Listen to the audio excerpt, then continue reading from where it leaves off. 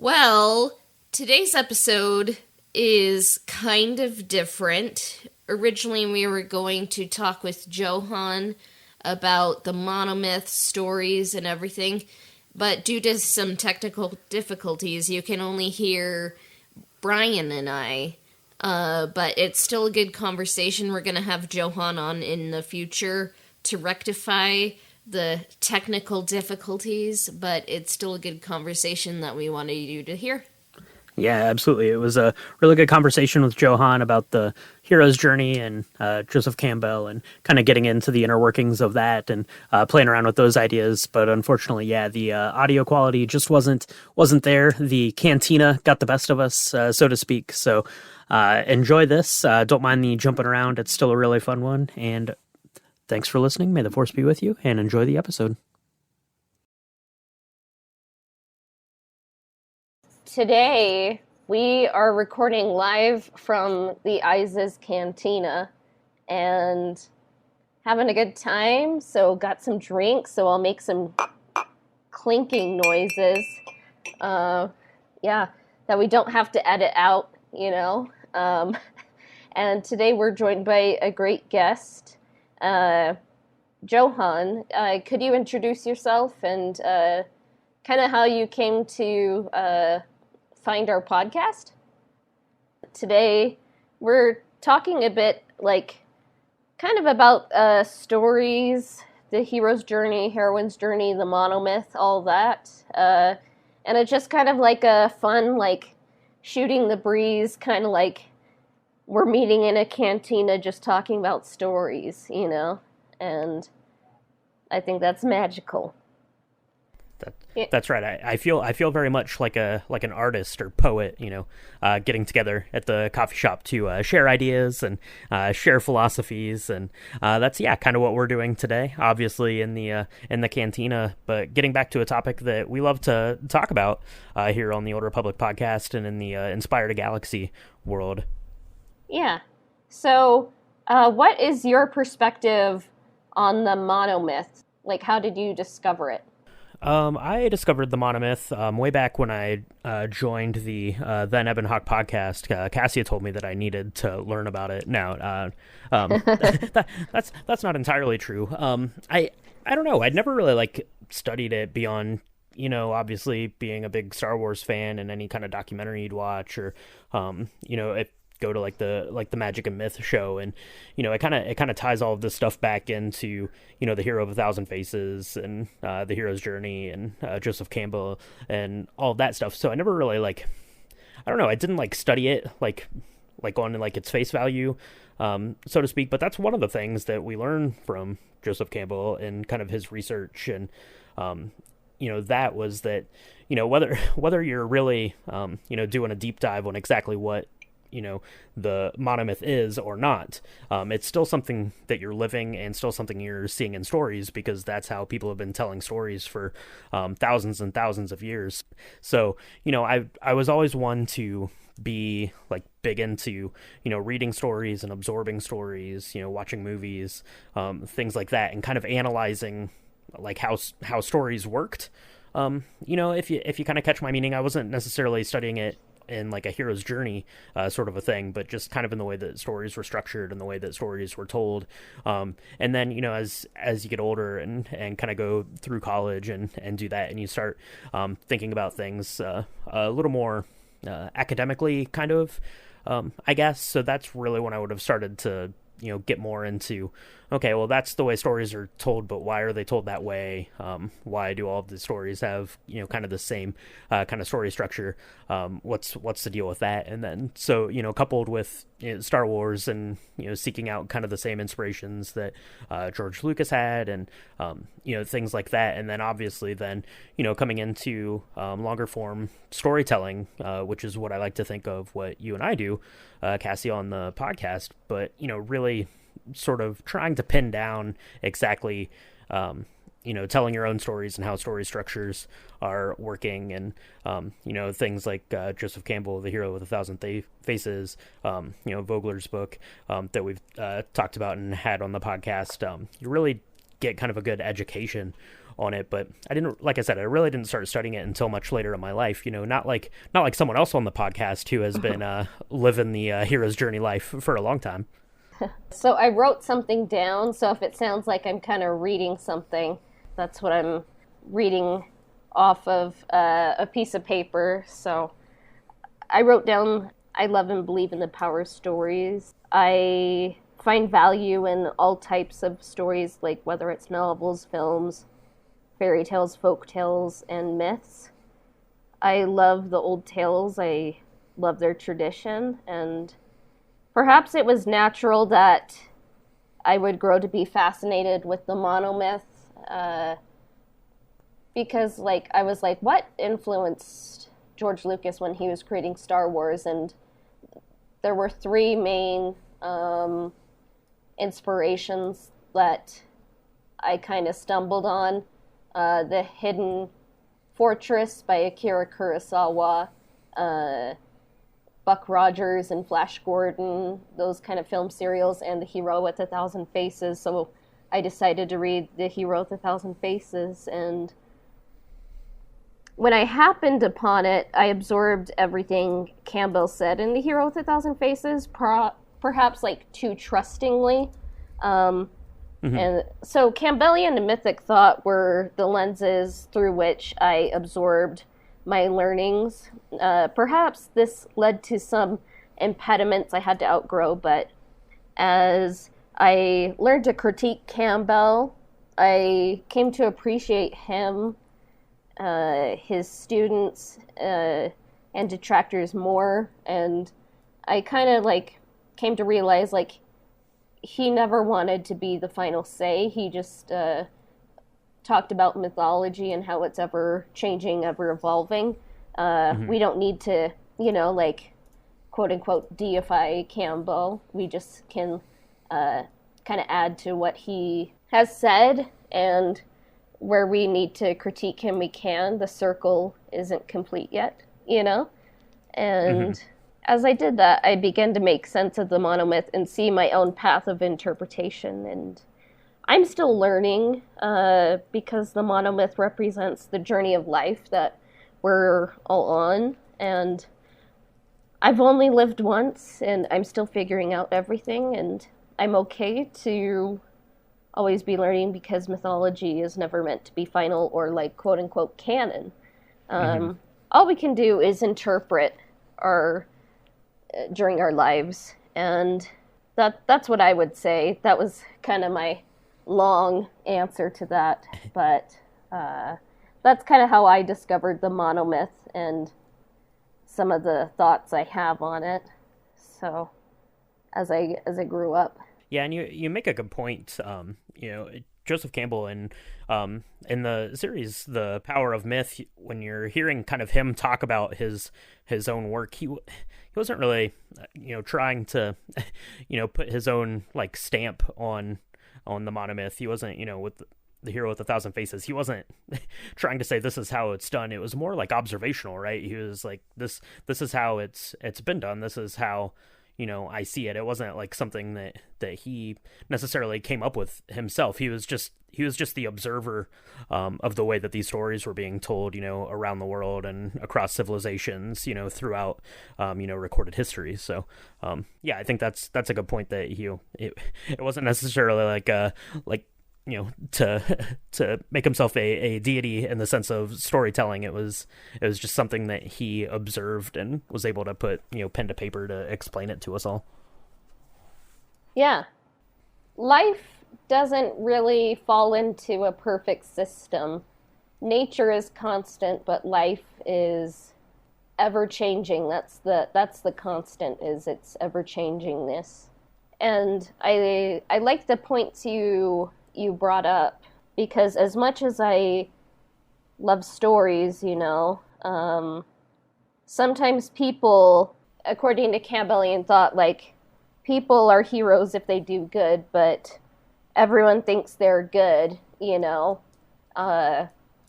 if they're committing acts of evil, and I guess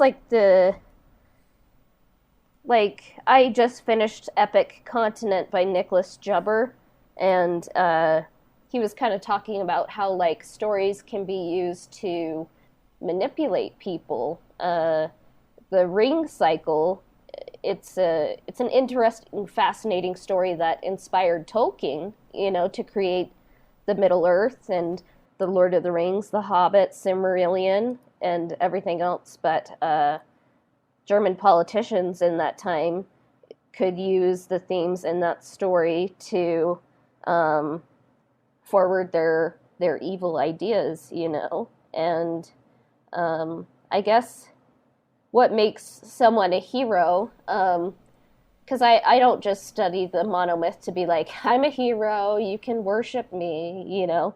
Um, the journey we are all on is life, and if you're maturing and individuating and helping past, present, and future generations, you're a hero. And I think the stories that stay with us are the positive ones, and they outlive the negatives. But I think there can be that element of control and manipulation. Like, I was even watching Into the Inferno on Netflix. It's a Werner Herzog documentary, and they were talking about how like some of the folk tales about uh, a volcano in North Korea were appropriated by Kim Jong Un and Kim Jong Il to forward uh, their state propaganda, you know? And if there's anything you can take away from our pod is that we are not pro appropriating volcano propaganda to elevate the state above the people, you know? Uh, so, what do you guys think? Like, are stories inherently good or evil, or what do you guys think?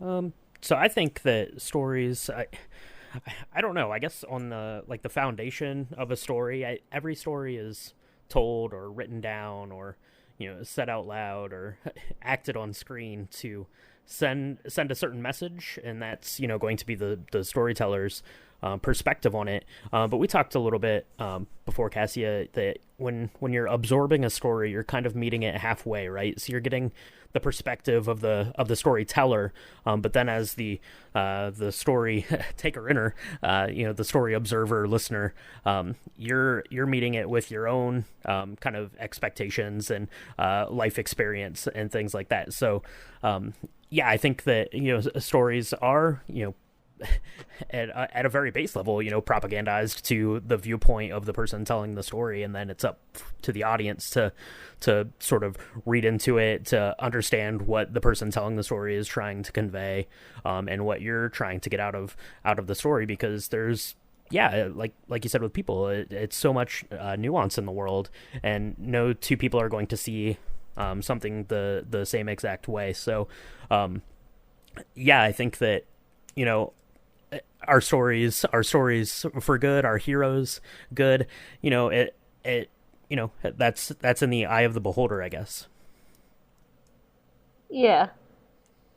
And you kind of brought up some good points about how the monomyth can be inculcated into the human being, and kind of to teach and shape like people to have Mm-hmm. imagination, empathy, and mercy. Yeah, no, exactly. Stories, yeah, are super important, and that's kind of one of the neat things about stories, is that they will grow with you as you grow up, and even good stories will kind of grow over time. If you look at really good like coming of age stories, you see them in a completely different light, from the time that you're young, hearing those stories versus when you're older and you have different life experiences. So I think that that's pretty neat because, as children, we get these stories, we get fairy tales and bedtime stories and stuff like that. And, kids mostly see the world, pretty black and white, right? Don't hit your brother. That's bad. Share your toys. That's good. You get those kind of things. But as you grow up, you understand, there's more nuance in the world, and stories sort of evolve that way. But yeah, at a very like base level, for people, and especially as young kids and things, stories are really good because they set kind of this bar for for your own like morality and things like that. Now, obviously that bar is going to shift and move around as you gain different life experiences, but that kind of sets the baseline for you as you go through life. Kind of those first lessons, and a lot of those are instilled through stories that were told by parents, or through your religion, or whatever the case is. And hopefully that baseline is a good one, and it gets you ready to go out into the world and kind of make your own decisions then off of that.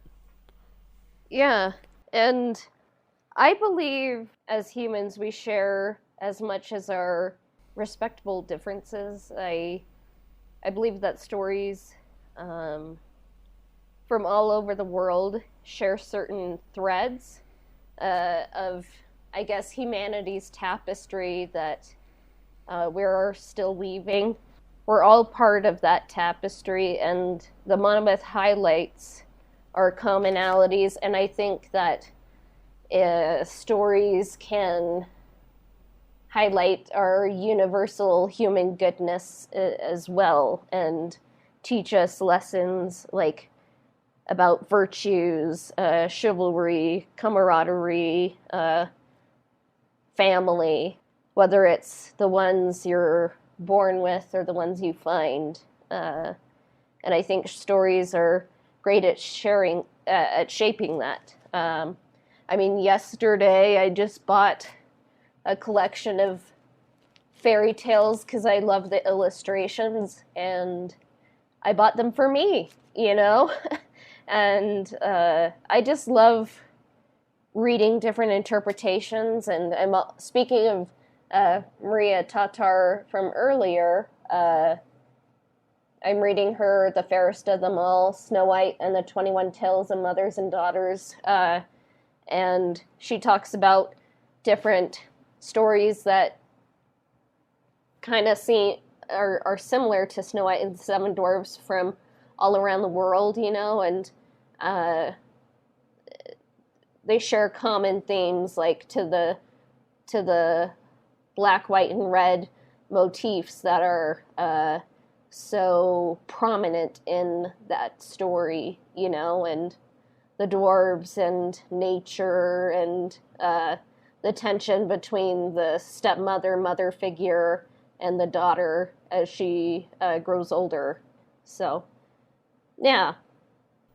I think so. The first Knights of the Old Republic, I think, pretty much stays within the boundaries of the monomyth of that hero's journey story. I certainly you have to be a little bit loose with the exact structure because it's a role playing game. It's just kind of the nature of the way of the medium that the story is being told in. But I think that Knights of the Old Republic 2 definitely has way more nuance. It's not as linear. It's not telling a specific like hero's journey in a way, but in a way it is. I mean, you could still go through the steps and you could still make those identifications, and that's still how stories are structured. I mean, so that the monomyth is part of Knights of the Old Republic too, even though kind of the content of that story delves way deeper into into personal psyche and loss and things like that than Knights of the Old Republic 1 does. So yeah, in a way, the story that it's telling is very different, but I think that the structure of the story is still pretty much right in line with that. But what about you, Cassia? What do you think? So with Knights of the Old Republic 1, I would say that it is the traditional hero's journey, the adventurer's quest. But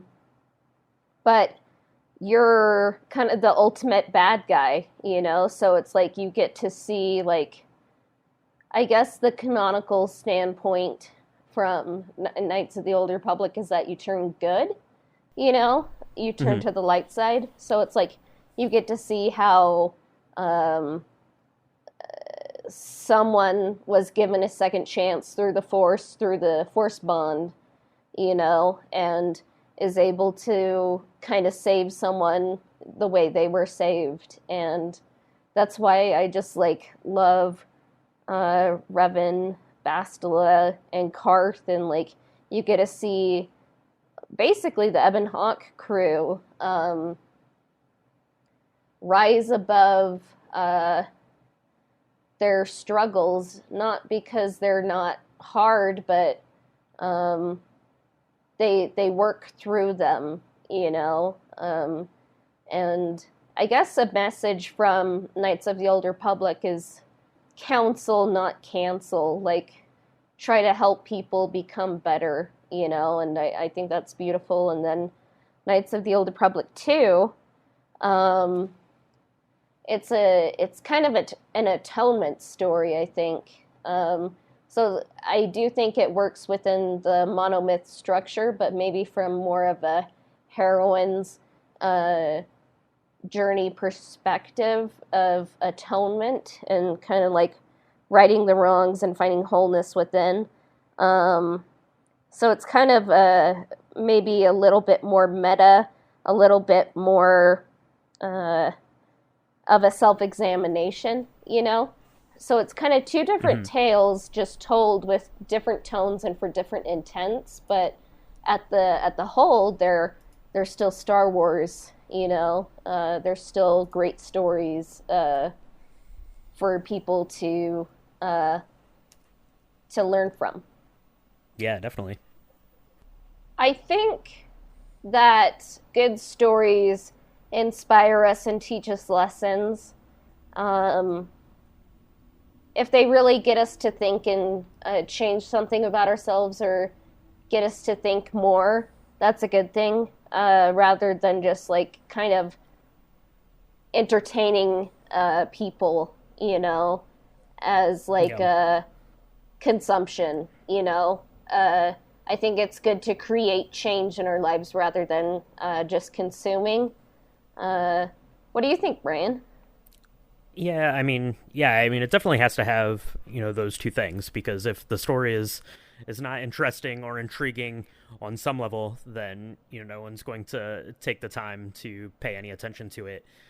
And there does have to be some sort of overarching lesson to the story because that's what makes it a story. Like even if you have you know kind of the most like popcorn, just have a good time, just turn your brain off and just absorb this blockbuster movie. I mean that still is going to have a lesson in it because in order for it to be a story there has to be some sort of conflict and the way that you're overcoming the conflict. So yeah, I mean definitely it's going to have those two things because if you don't, then it's not a story that people are going to care enough to listen to or to seek out or to read.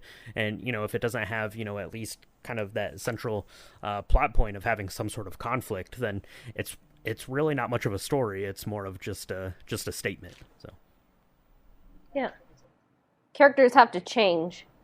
exactly. And I mean even like I said, even kind of the most just turn the story on for background noise. I mean, it's still going to present something in such a way that you're going to interpret it via your own life experience. So I think that there's something to take away from kind of any story that you're absorbing, and yeah, hopefully the story is good and will help change paradigms and make you think about things differently than you did maybe before you started the story, or at least see a different perspective on something.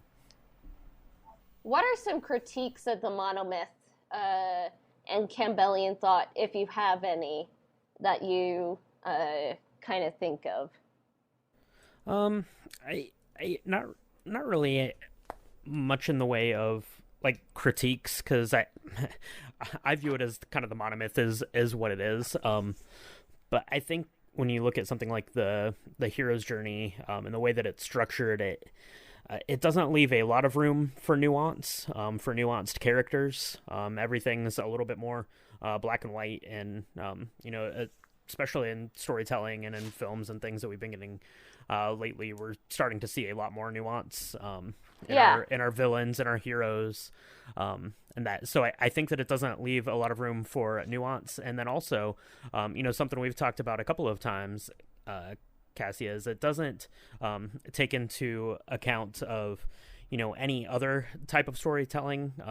So like the heroine's journey that Marie Murdoch kind of identified and put together, it leaves out a big segment of stories being told and the way that stories could be structured. So those would be kind of my critiques on it, I guess. But they're not really critiques as much as it just kind of is what it is, and that's Yeah. just the way that stories are structured. But if you break it down, or if you're implementing the hero's journey, like to tell a story, I just think you should be mindful that there are some there is some potential for nuance, and there is potential that maybe there are other types of stories that can be told than just the straight cyclical hero's journey. Yeah. Yeah.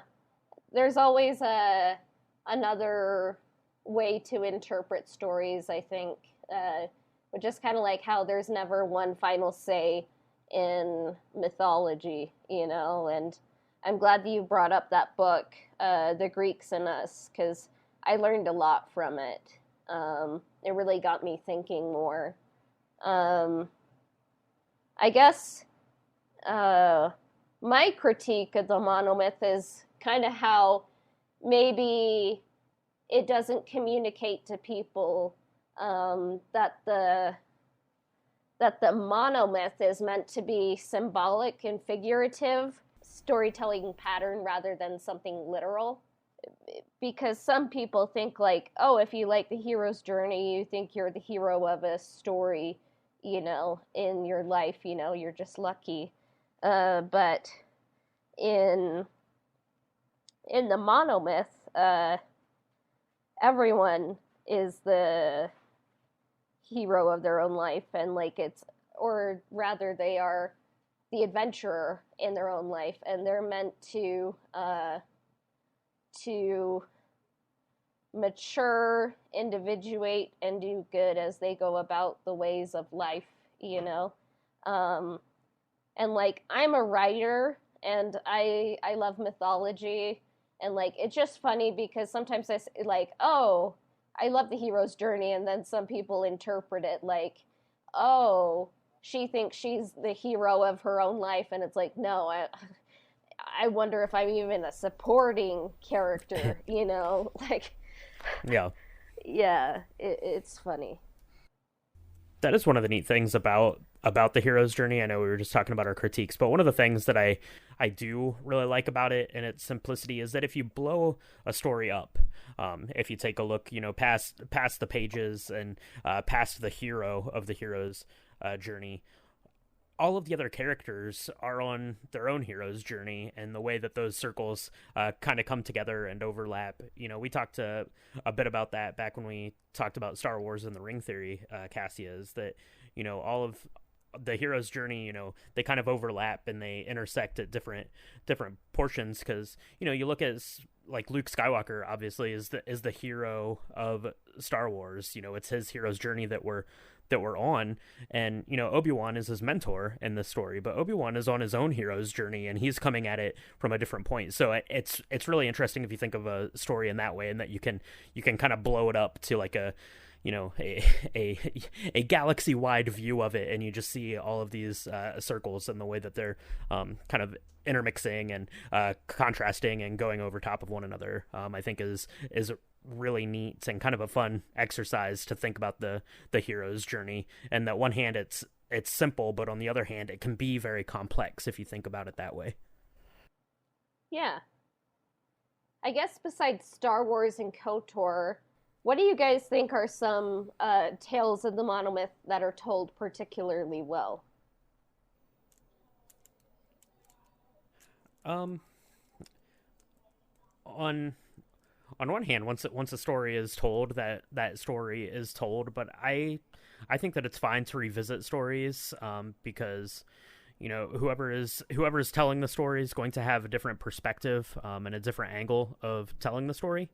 Even if the intentions are the same, the delivery and the message is still going to be a little different. So I think it's fine to revisit stories and update them and refresh them, and especially in things like that are older stories. They might not be applicable to modern day, the way that you're living your life. So I think that it's okay to refresh stories and to revisit them. Yeah. And I kind of see stories as set in stone, but also they flow like water. Some things are final, and then some things can be reinterpreted. So it's kind of both aspects, I would say.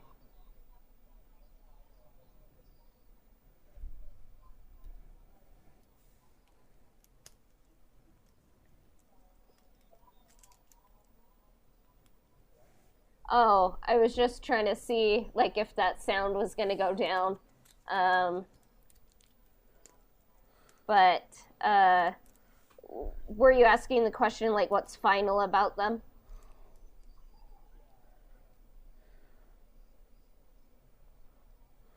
Um, I think the author's intent is usually kind of set in stone. It's a product of its time. But as long as people are reading things, they're going to be bringing their own interpretations to it. So I think like books and stories can be uh, a product of their time, but also timeless.